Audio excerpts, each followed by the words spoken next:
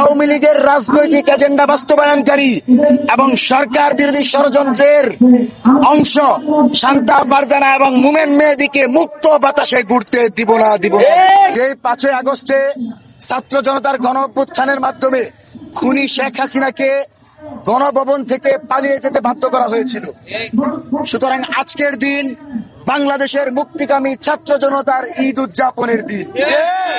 এই ঈদ উদযাপনের লক্ষ্যে বাংলাদেশের মুক্তিকামী জনতার পক্ষ থেকে মঞ্চ 24 আজকে খুনি শেখ হাসিনার ফাঁসি এবং জনতার উল্লাসের আয়োজন করেছে।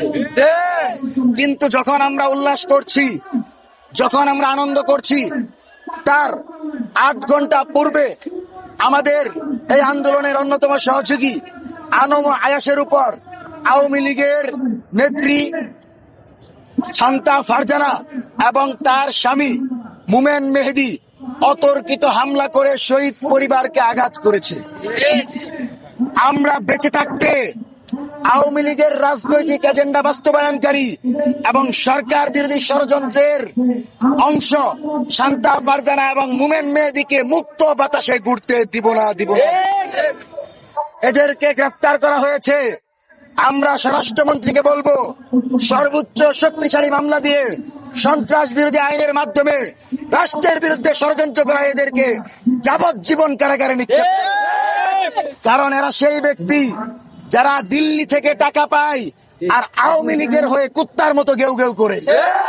সুতরাং পাগলা কুত্তাদেরকে রাজপথে রেখে, পাগলা কুত্তাদেরকে ঢাকার পথে রেখে জাতীয়তাবাদী দলের নবগঠিত সরকার নিরাপদ থাকতে পারবে না। সুতরাং তারেক রহমান, আপনি দেখেন আজকে যখন সেই জাদুঘরে চেষ্টা করেছিলেন দলীয় কোনো একটা ডকুমেন্টারি দেখানোর, দেখেছেন আপনার সামনে হাজার হাজার লোকের সামনে শহীদ পরিবার প্রতিবাদ করে বলেছে বুয়া বুয়া। তার মানে যদি কোনোভাবে আপনি 1 ইঞ্চি জুলাই থেকে সরে যান, জুলাই জনতা আপনার পাশে থাকবে না। কিন্তু মনে রাখতে হবে, আপনার সবচেয়ে ভালো বন্ধু তারাই যারা দীর্ঘ 16 বছর রাজপথে থেকে আপনাকে প্রধানমন্ত্রীর আসনে বসিয়েছে। সুতরাং কোনোভাবে যদি আপনি আমাদেরকে শত্রু মনে করেন, তাহলে আপনি সবচেয়ে বেশি অনিরাপদ। কিন্তু আপনি যেন সুষ্ঠুভাবে বাংলাদেশের রাষ্ট্র ক্ষমতায় 5 বছর থেকে সকল মানবতা বিরোধী অপরাধের বিচার করতে পারেন, গুম খুনের কবর রচনা করতে পারেন এবং আওয়ামী লীগের রাজনীতি চিরতরে নিরসন করতে পারেন, সেই জন্যই আপনাকে প্রধানমন্ত্রীর চেয়ারে বসে। যতক্ষণ পর্যন্ত জুলাইয়ের পক্ষে আছেন, আমরা আপনার পক্ষে আছি। জুলাইয়ের বিরুদ্ধে যদি আমার বাপও যায়, আমি আমার বাপকে চিনি না। সুতরাং আমরা সবাই সম্মিলিতভাবে এই সরকারকে সহযোগিতা করতে চাই। শান্তা ফারজানা এবং আওয়ামী লীগের সকল সন্ত্রাসীদের কর্মকাণ্ডকে রুখে দিয়ে স্বরাষ্ট্রমন্ত্রীকে, তার পুলিশ, সামরিক বাহিনী এবং গোয়েন্দা বাহিনীকে সর্বোচ্চ তৎপর হওয়ার আহ্বান জানাচ্ছি। আমরা আজকে ছাত্র জনতার পক্ষ থেকে আমাদের মঞ্চ 24 এবং জুলাইয়ের অন্যতম অংশীদার বোনেরা, আমাদের তাসমিয়া এবং ইসরাত করিম অর্পিতা আজকে ডাইনি শেখ হাসিনাকে ফাঁসির দড়িতে ঝুলাবে।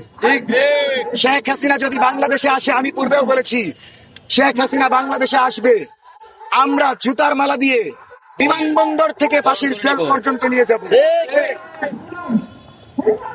5ই আগস্ট তার ছোটখাটো জিনিসপত্র ছেলেমেয়েরা বের করে নিয়ে আসছে, কিন্তু এইবার যদি সে আসে, আমার মনে হয় সে শারীরিক ভাবে ঠিক থাকতে পারবে না।